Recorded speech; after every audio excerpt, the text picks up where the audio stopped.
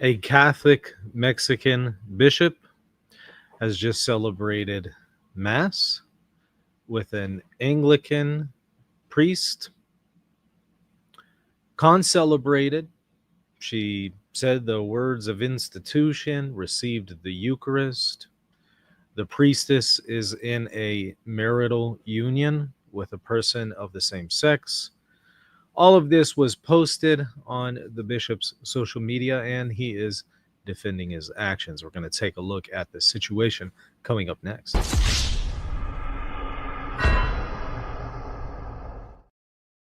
So, welcome back to the Michael Lofton Show on Reason and Theology.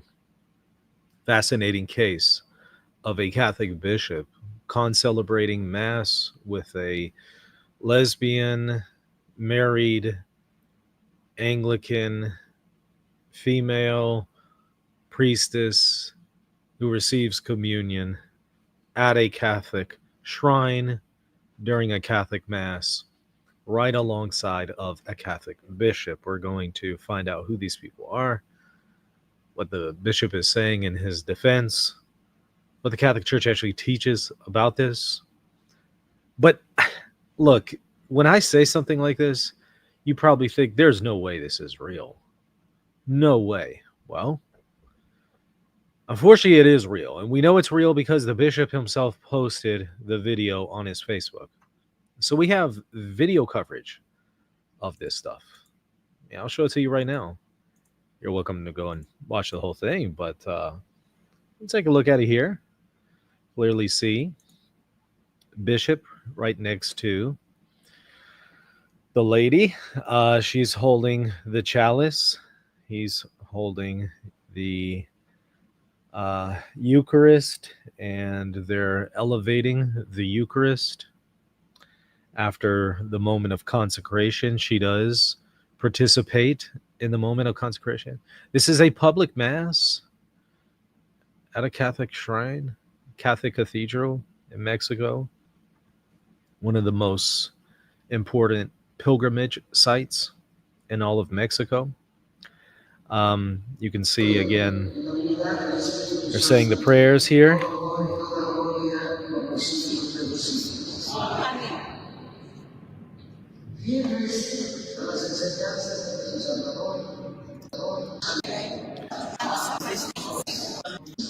Watch, he gives her the Eucharist here.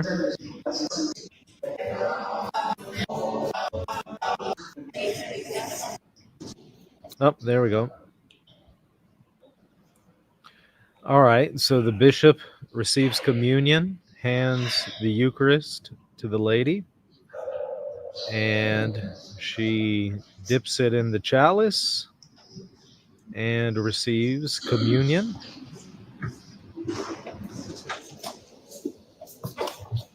Okay. So very open, very upfront about it, nothing hidden.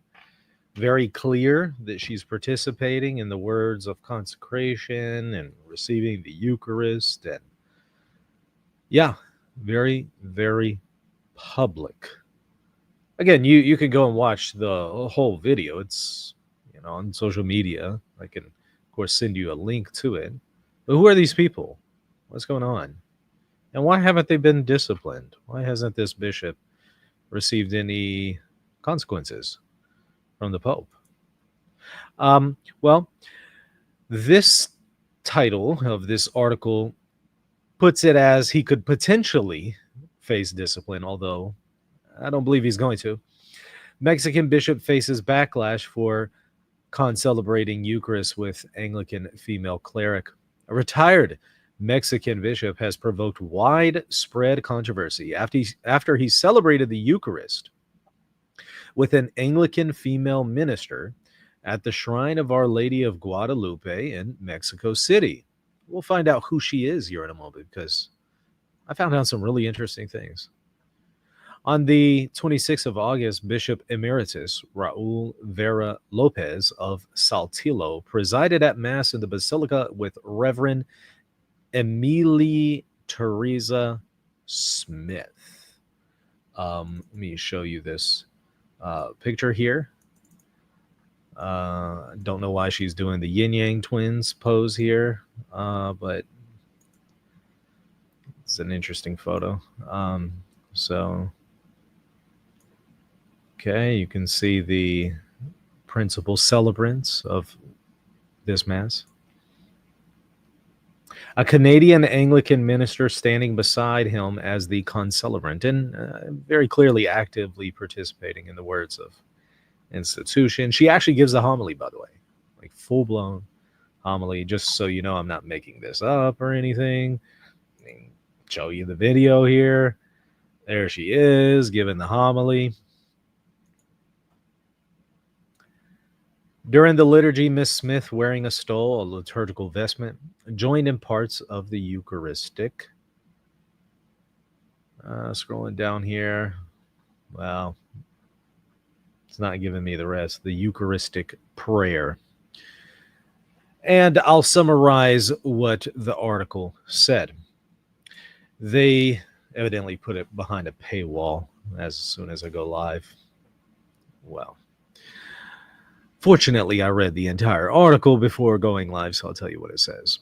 And I'll get the receipts for you afterwards. They give a link to his Facebook post where he originally posted a video. And then he received a whole lot of backlash. A lot of people said, but wait, hold on. According to the Code of Canon Law, you can be seriously penalized for doing this. And this is prohibited. Laity are not supposed to participate in the concelebration. Women cannot be ordained. There's all sorts of canonical penalties for you doing this. You could face severe consequences from Rome, which he won't. But he could technically, like on paper in the Code of Canon Law, he could. And so he says in response in a second Facebook post that, look, what's the big deal? She's an awesome theologian. And, you know, she's participating in these environmental groups, and she's done so much good for the world. This isn't a witch hunt. We don't live in the Middle Ages anymore. That was his response.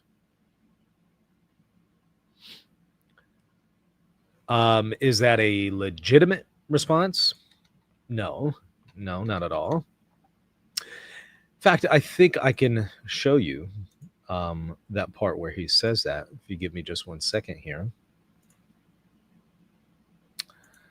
I have to do some maneuvering here to get you that information since they decided to put everything behind a paywall. Yeah, here we go. I'll show you the actual words so you don't have to take my word for it. Share my screen. Okay. Try to maybe zoom in on this a little bit. Here we go.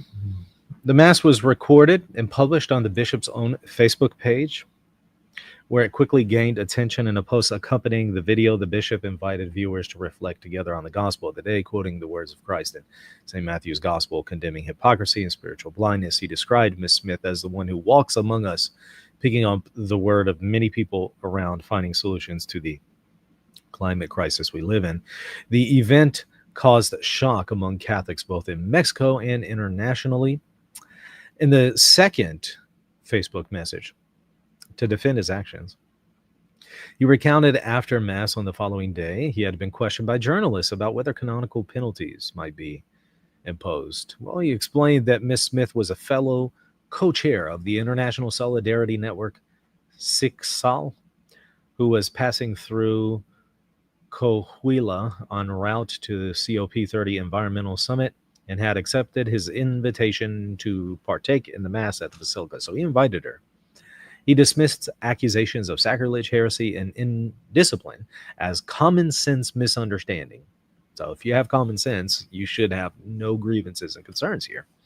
Noting that Miss Smith had long been active in human rights and pastoral work with experience as a parish minister and theologian. Well, that settles it. I mean, look, if she has been active in human rights and pastoral work and has had experience as a parish minister and theologian, then what is, why are you bringing up canon law? What does that have to do with infallible teachings from Ordinatio Sacerdotalis and Pope St. John Paul II? Like, who cares? I mean, she's had experience as a parish minister. End of story. Use your common sense. Like, yeah. And this guy's a bishop?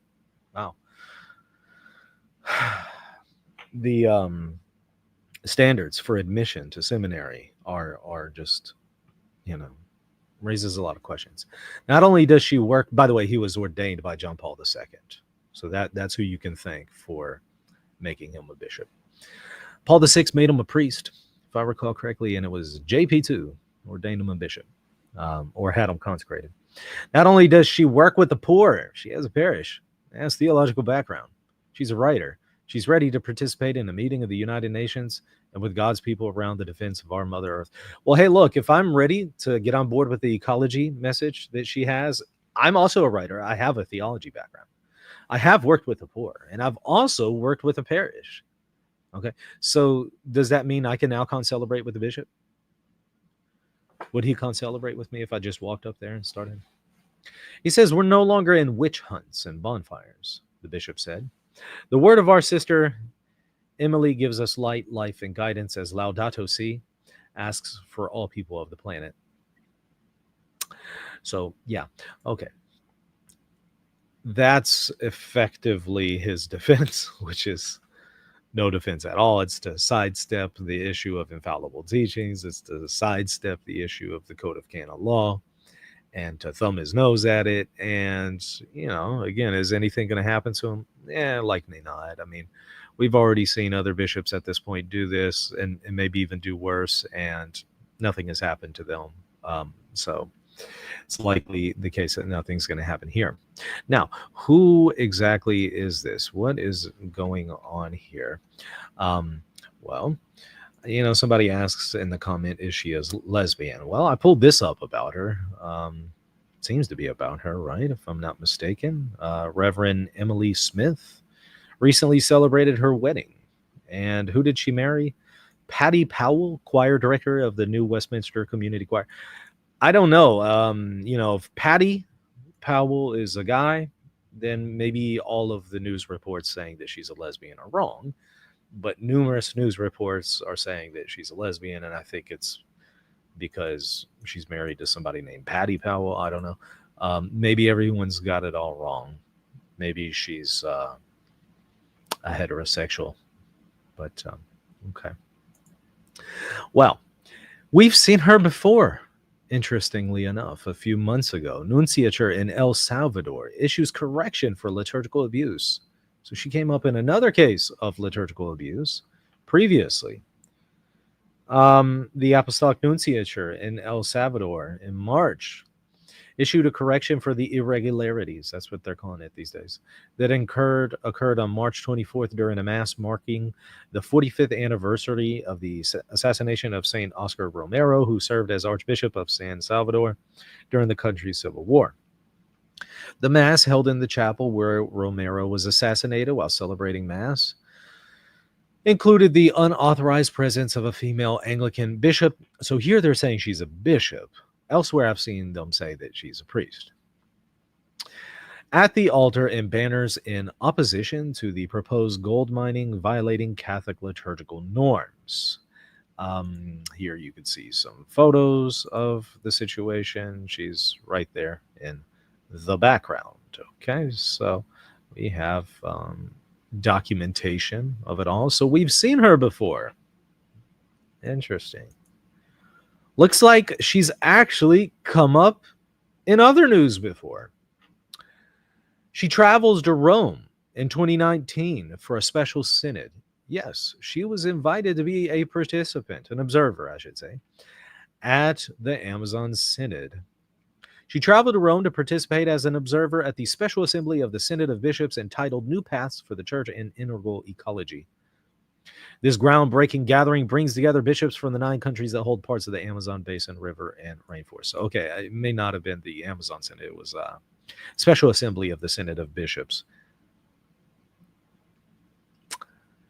She was asked to attend in her capacity as the co-president of Oscar Romero Christian Network in solidarity with the peoples of Latin America. So that's interesting. I did a little bit of Googling on her and found this as well. New West priest taken away in handcuffs after sentencing for Burnaby pipeline protest. I don't know what's going on there, but Westminster priest is one of the latest anti-pipeline protesters to be sentenced to 7 days in jail for violating a court injunctions banning protesters from blocking access to Trans Mountain facilities. Emily Smith, a parish priest at St. New Westminster priest, is one of the latest anti-pipeline protesters to be sentenced to 7 days in jail. Priest at St. Barnabas Anglican Church. Seems like the same person. So she comes up in the news a lot, evidently, when you start to Google her name. Huh. Wow. So even after the nuncio of El Salvador, gave the people a slap on the wrist, really didn't do anything. He just kind of slapped them on the wrist. The Mexican bishop invites her to an incredibly prominent shrine of Our Lady of Guadalupe in Mexico, where numerous people are pilgrims every year. Invites her for this public mass, this very open and public celebration of the liturgy. Again, as you can see that very clearly here on the screen.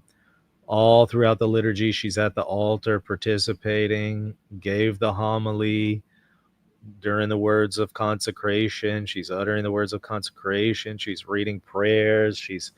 See how she's reading the prayers. Let me go to that here. See how right here. Let me maybe play that for you. Let me make sure you can hear the audio. Sometimes the audio's turned off, but let me get that for you. Okay, let's see.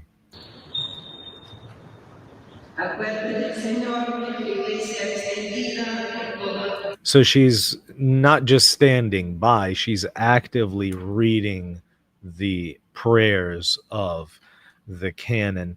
And then again, participating and holding up the chalice during the elevation of the host, and continues to pray words of consecration, everything. And then we have over here her receiving the Eucharist as the bishop gives her the Eucharist there.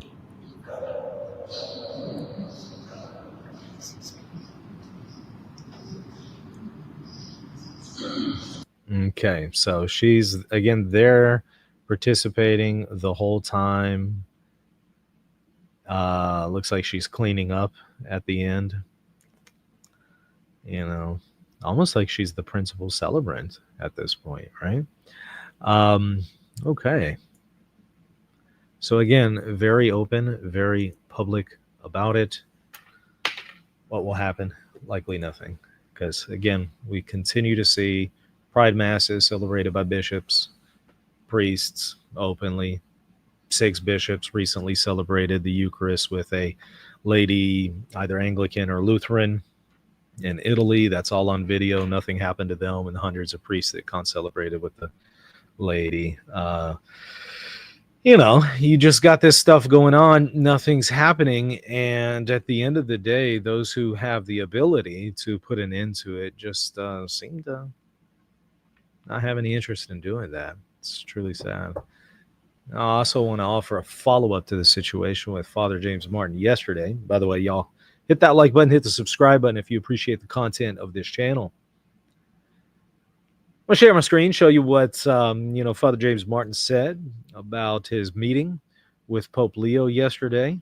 That was big news. We did a show talking about it, and I got an update for y'all. Got some additional information. But Father James Martin, very controversial priest, has this to say about his meeting with Pope Leo yesterday. I heard the same message from Pope Leo that I heard from Pope Francis, which is the desire to welcome all people, including LGBTQ people. So I think it's a continuation of that kind of approach, that kind of pastoral approach. My sense from knowing him a little bit at the Synod is that he's a very open, welcoming, inclusive person. So I wasn't too worried, but it's wonderful to hear this continuation. There's a lot on his plate. Ukraine, Gaza, Myanmar, Sudan, places like that are high on his priority list. He wants to work for peace and unity, but he also wanted to remind people that this is a church for todos, todos, todos. If people were happy with Pope Francis's approach to LGBTQ Catholics, they're going to be happy with Pope Leo's approach.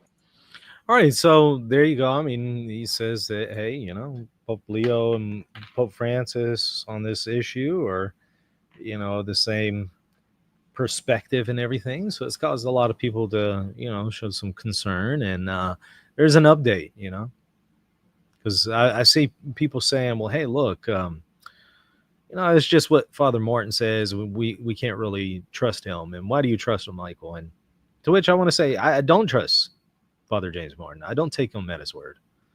But I trust that Leo is trustworthy enough that if he were lying about his meeting with Leo, that Leo would have come out and corrected and set the record straight. I trust that. I trust Leo would be trustworthy to do that. And if Leo is not trustworthy to do that, then you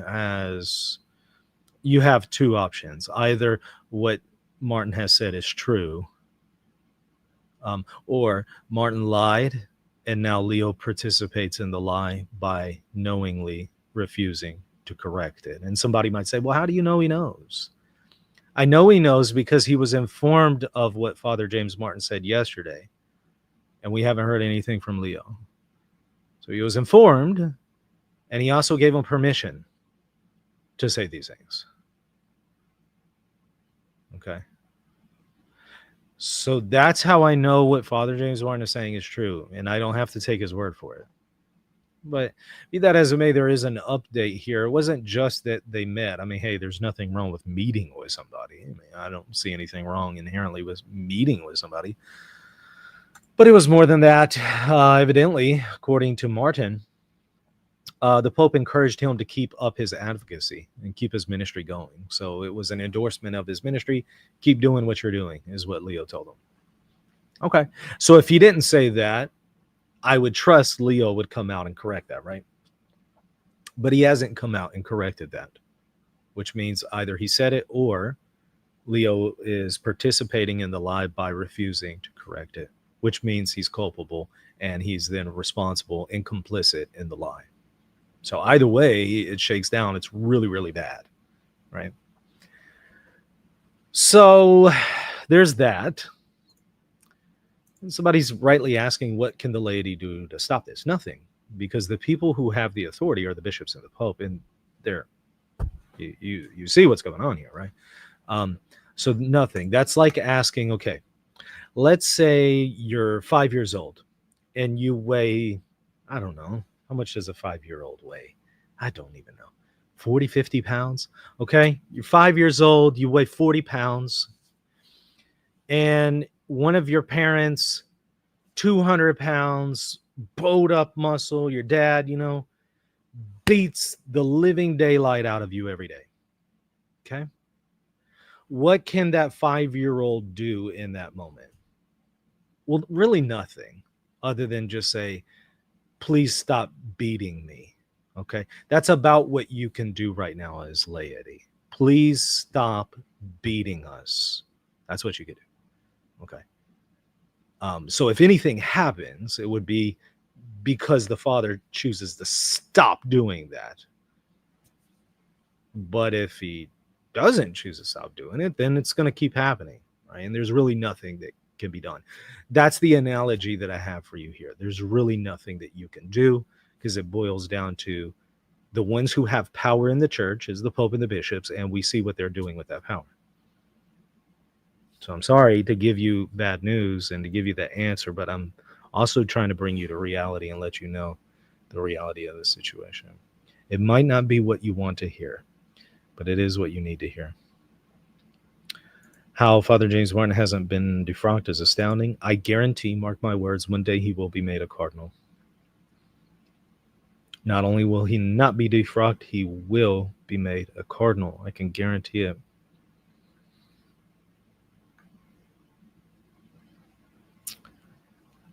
Time to join the Reformed Church, as if the Protestants have any reasonable solutions to these issues. That's a good one. Linda said, I had such high hopes for Pope Leo.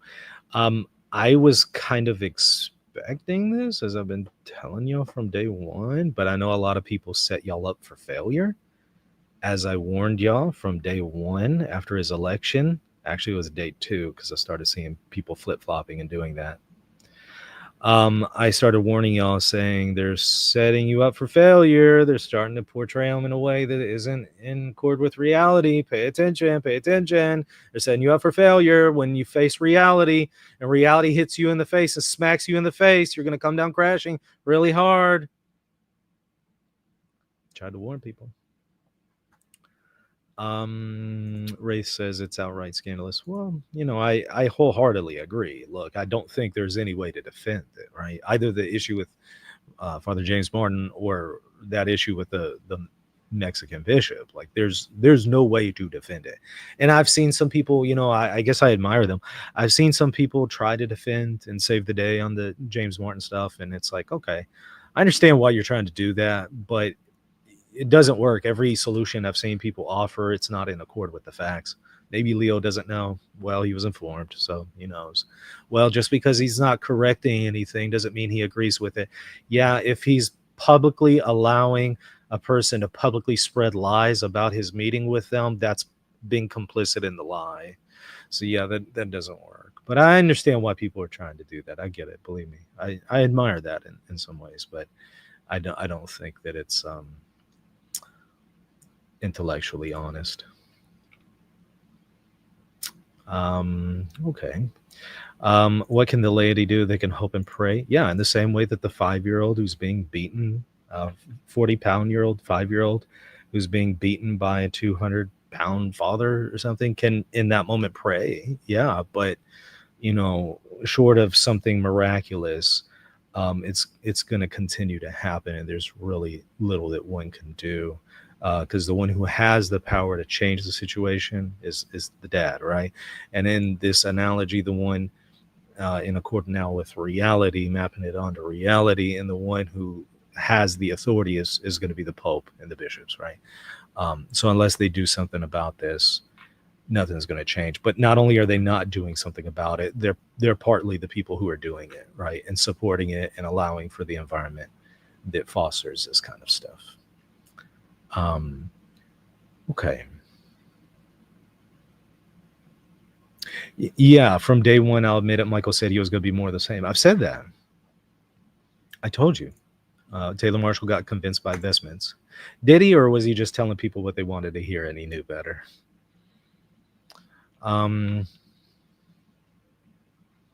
Okay. How do people know Leo is aware of Martin's comments? Because they were asked for comments about Martin's comments and they chose to decline. Okay. Okay, what else we have here? If Martin becomes a cardinal, I may as well toss my hate in the ring for hat. I guess you meant hat for in the ring for the papacy. It would be lunacy.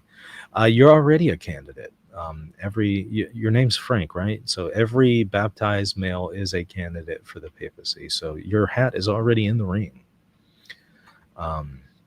It's been a while since there was a layman who was chosen. Last time, well, this wasn't the last time that it happened, but when you had Leo the 12th who was murdering people and then was deposed by a council in Rome, and he came back and started to murder the bishops and cardinals and people and the deacons that tried to depose him. After he did all that, the Pope then, was actually replaced by a layman. I did a whole show talking about this. He was replaced by a layman, and then they had to like rush the layman through consecration and holy orders and all that to replace him. I think that was Leo the 8th who replaced him. But at the time, he was a layman. Okay. You didn't warn us, Michael. Yup. Told you how they were setting you up for failure. Okay.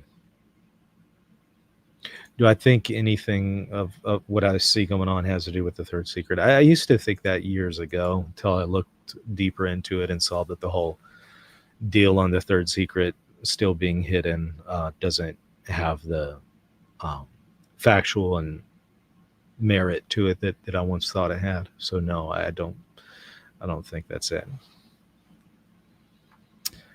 Okay. So does being married invalidate that? No. Peter was married. So you could have the church elect a married man to be either a bishop or even the pope, but by way of discipline, that really went away really quickly um, within the first few centuries of the church. Okay,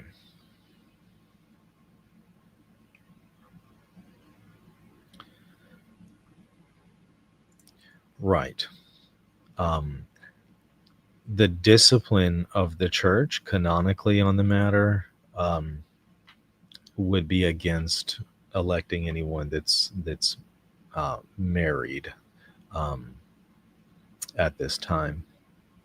But technically, any baptized male is eligible. Okay.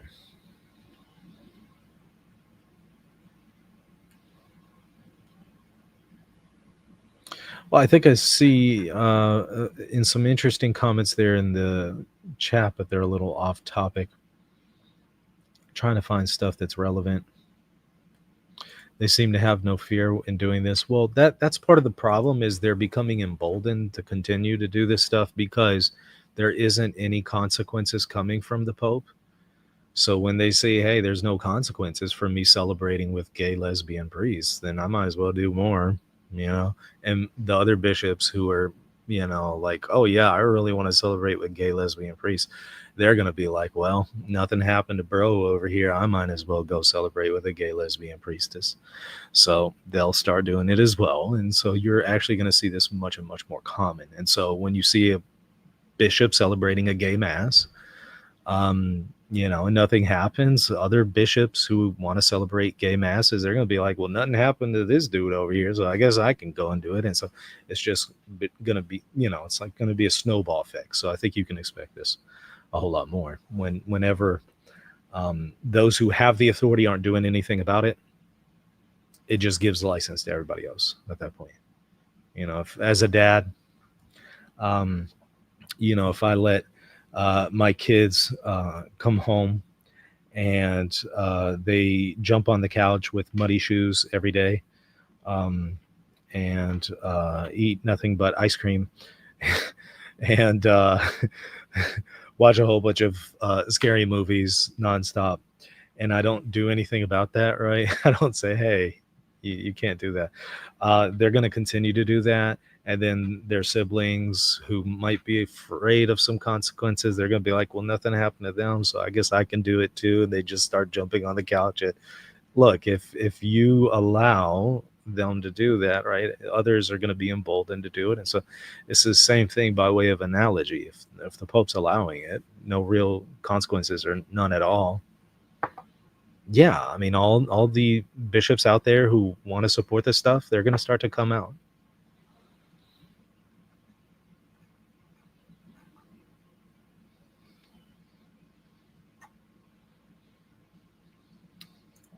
When there's no dad or none smacking your hand with a ruler, you keep doing stuff. Yeah. What I think the Pope's relation to the LGBT community is going to be the same as it was for Pope Francis. Is all a snowball effect from the German bishops going unchecked.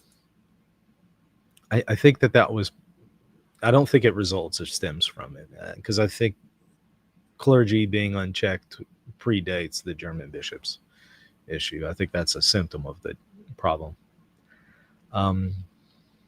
Okay.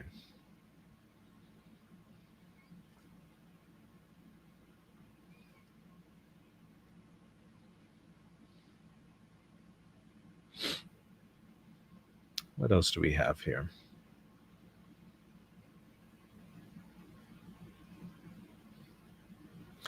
Dad is great. He gave us chocolate cake. That's funny.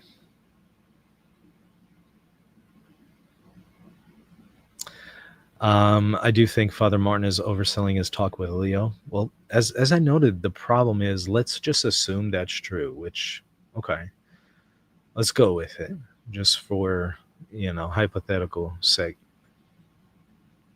For Leo to allow it is to be complicit in that. Full stop.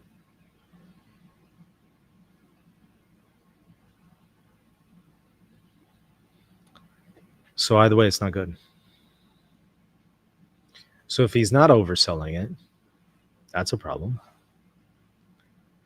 And if he is overselling it or making it up entirely and it goes unchecked, that's also a problem. No matter how it shakes down, it's a problem. Okay.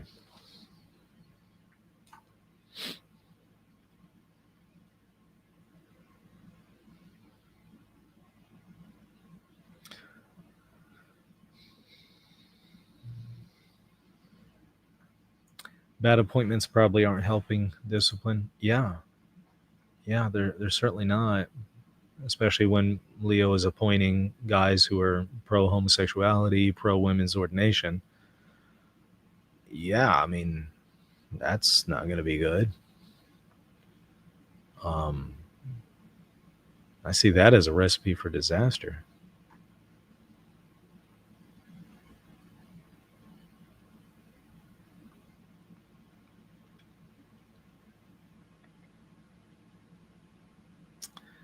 Um,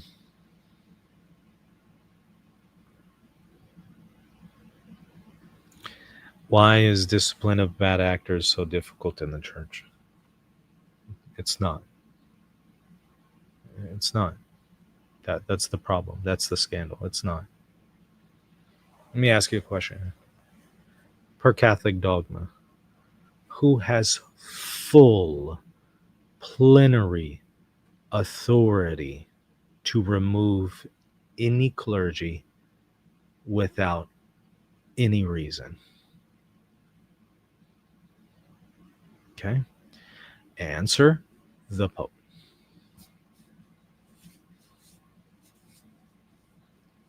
How much easier is it then to remove someone with cause? How much easier is it to laicize somebody with cause? The Pope's above canon law. He doesn't have to follow it. He's above it. He's the promulgator of canon law. He doesn't have to go through the hoops. He doesn't have to jump through the hoops. He can just bypass them and excommunicate someone or laicize them. It's not hard. That's the scandal. It's easy. Again, with the analogy, if I go in the house and all the kids are jumping up on the couch with muddy boots, how hard is it for me to tell them, stop, don't do that? How hard is that? And how hard is it for me to send them to their room and punish them? How hard? I mean, honest question. Do you think it would be hard for me to do that? No, it would be easy. Watch. Stop jumping on the couch. You see how hard that was? That wasn't hard. Pope Leo can come out on video right now, just like he tells people, hey, good luck, Red Sox, and gives all those messages about baseball stuff. He can get on camera and say, stop celebrating pride masses. Okay. And then the part two to that is go to your room and don't come out. You're on punishment. You see, now I disciplined them. It was very easy to do that. Now watch this. Leo can get on camera like right now, like easily. Somebody around him has a phone. Bam, put it right on him. And he says, bishops, those of you who are celebrating gay masses, I'm excommunicating you right now. And anybody else who does it, I'm going to excommunicate you too and replace you and laicize you. You see how hard that was? That took what, 20 seconds?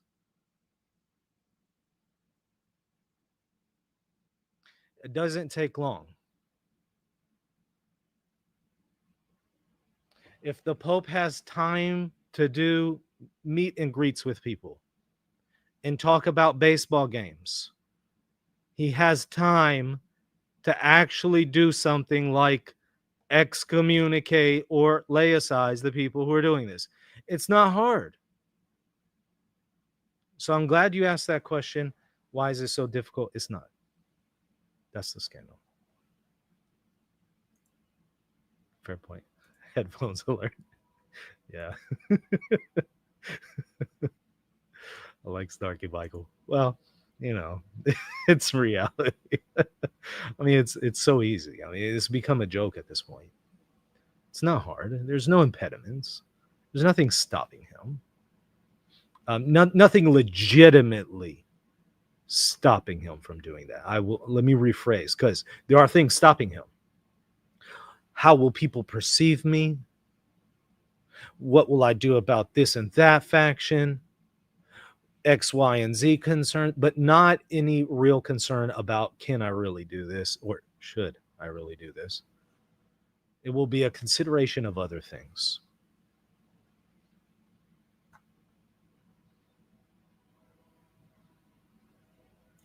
Michael, you're right. Well, I mean, it's kind of hard to argue with it. My ears. Sorry, Hugo. I apologize. um, Seems seminaries have poorly catechized priests for the past 50 years. Yeah, but it's more than that, right? It's more than just bad catechesis. It's also allowing um, the situation to go unchecked, right? It's one thing to have poor catechesis and then you have some bad clergymen.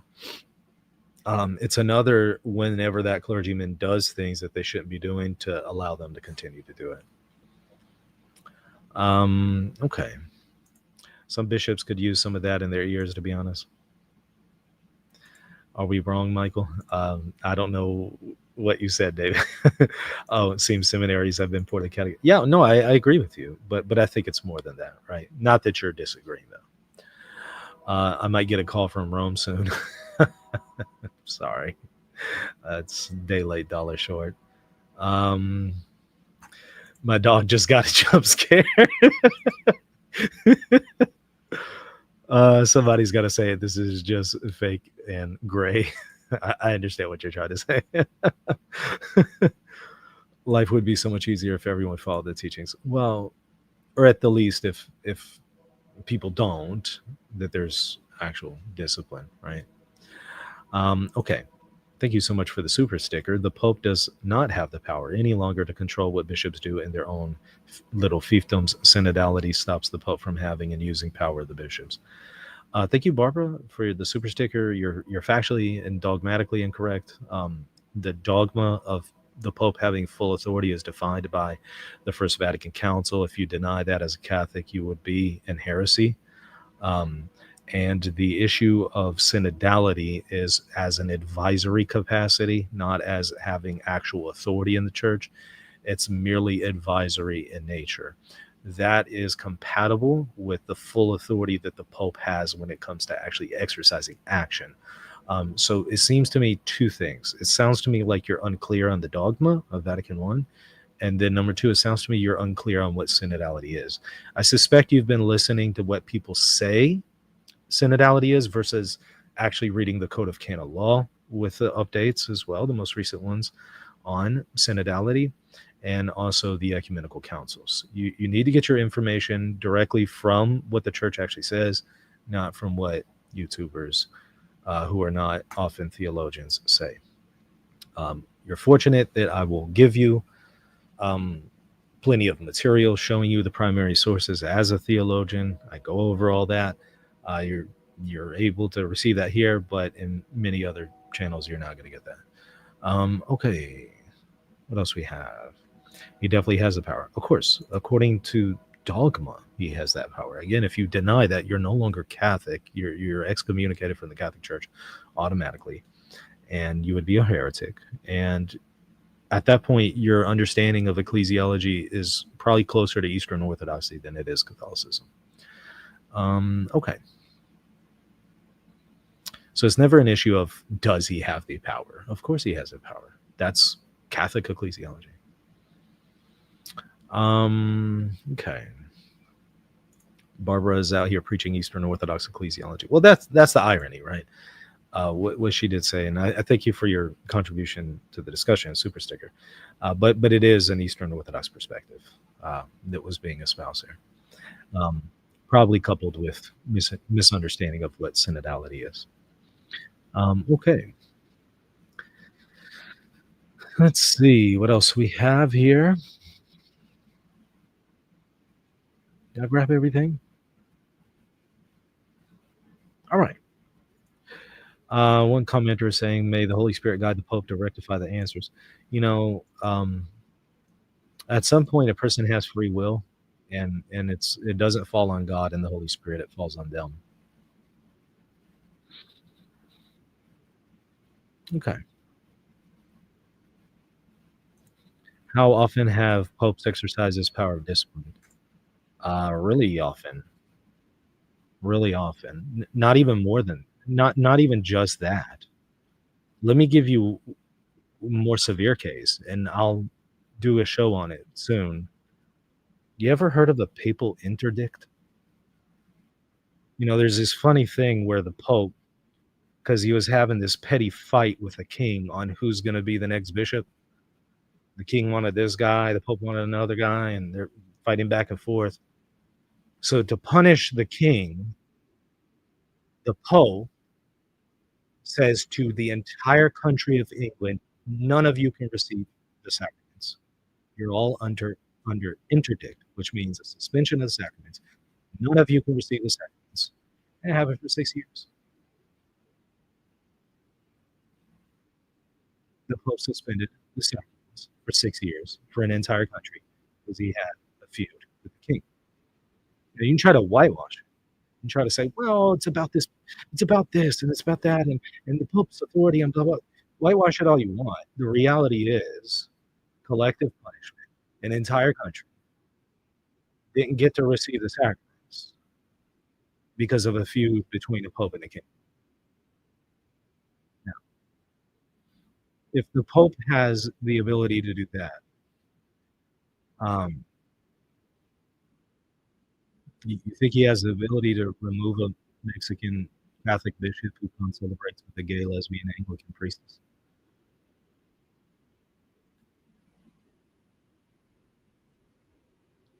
Of course, he has that authority.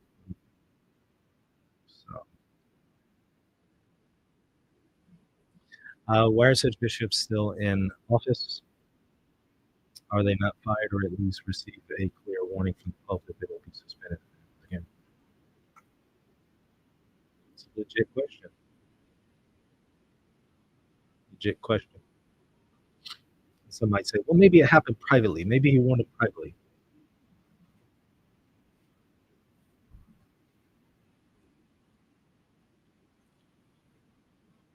Public sins of this nature have to be corrected publicly, not privately. And you can't argue from silence. Maybe this happened. Maybe unicorns flew into the room. Maybe unicorns gave birth to the bishop and not two humans. Maybe, but you can't argue from maybes. You have to go with what we know. And what we know is public scandals of that nature have to be publicly corrected. And if they're not publicly corrected, how will the other bishops then know not to do the same? What's next? The heretical sprinkle creed. Is that what you meant? You said sprinkle creed. That's funny. I think you meant the sparkle creed. I did a video on that. That was wild. I forgot about that one. Thank you for bringing that up. I have some problems with the microphone. No, it's just me yelling. It's not. Don't blame the microphone. Blame this mic, not that mic. It's me, not that. Okay.